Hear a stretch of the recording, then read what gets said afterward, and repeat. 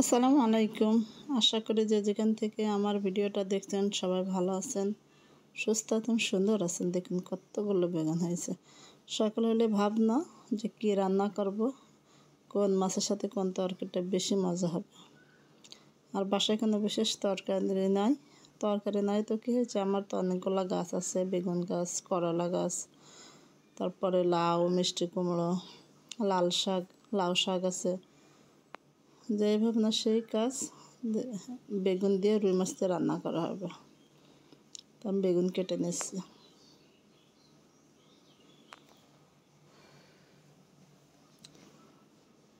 আসলে বাসায় এইগুলো লাগাইতে খুব ভালো লাগে আমার। এটাতে কোনো মেডিসিন ব্যবহার করি না, একদম ফ্রেশ ফরমালিন মুক্ত সবজি। দেখুন লাল শাক প্রায় শেষ, এখানে এখন সবুজ শাক লাগানো হবে। বৃষ্টি হওয়ার পরে মাটিতে জল আসলে তারপরে আমি সবুজ শাক লাগাবো। আমি এক এক করে বেগুনগুলো সবই কেটে নিচ্ছি, কারণ বেগুন গাছে অনেক কাঁটা থাকে, এর জন্য হাত দিয়ে ছেঁড়া যায় না। চাকু বা এ ধরনের কেঁচি দিয়ে কাটতে সুবিধা হয়। আসলে আমার এক হাতে ফোন তো, এই জন্য ভিডিওটা খুব বেশি ভালো হয়নি। দেখুন একদম ফ্রেশ মিষ্টি কুমড়া কাটবো। মিষ্টি কুমড়ো দিয়ে আর চিংড়ি মাছ দিয়ে রান্না করা হবে। অনেক ভারী তো, মা ধরতে পারেনি।